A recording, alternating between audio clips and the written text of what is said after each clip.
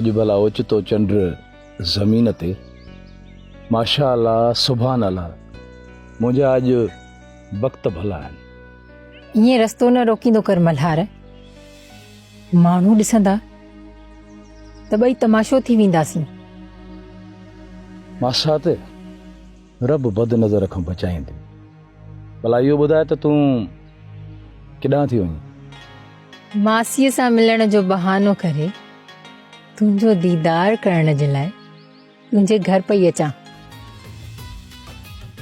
हाय, तोखे ॾिठमि न, मुंहिंजी दिलि खे हाणे सुकून मिली वियो। हाणे मां हलां थी। सवा घड़ी मुंहिंजी अखियुनि खे चंड जहिड़ो चहिरो ॾिसण त ॾे न। ॿांह त न मरोड़ मासा त, ॿांह मुंहिंजी ॾुखे थी।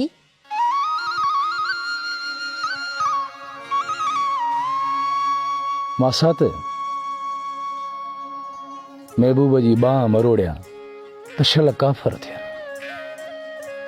दिलि जे चवण ते अर्ज़ थो कयां, शल मुंहिंजी आस पूरी थिए। तूं वापसि वञण जी न कर राबेल, थोरी मल्हार खे सिकत पूरी करण ॾे।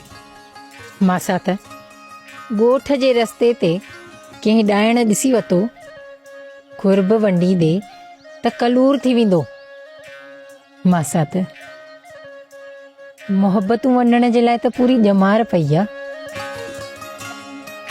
सुभाणे मां मरी कोन वेंदसि जो एतिरो बेक़रार थी वियो आहीं। मासा त अहिड़ियूं वायूं त पंहिंजे वात मां न कढ। भला ॻाल्हि ॿुध, मल्हार खे मारण जो इरादो कयो अथई छा?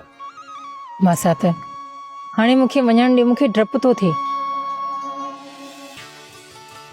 तव्हांजे घरां हाणे चकर हणी पोइ पंहिंजे घर वापसि वेंदसि।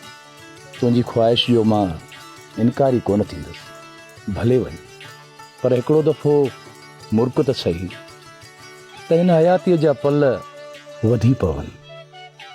ॾाढो ॾींगो आहीं मासा त, पर ॾाढो प्यारो बि आहीं।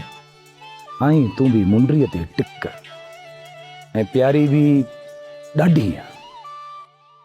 चङो, हाणे वञी मासीअ खां थी अचां।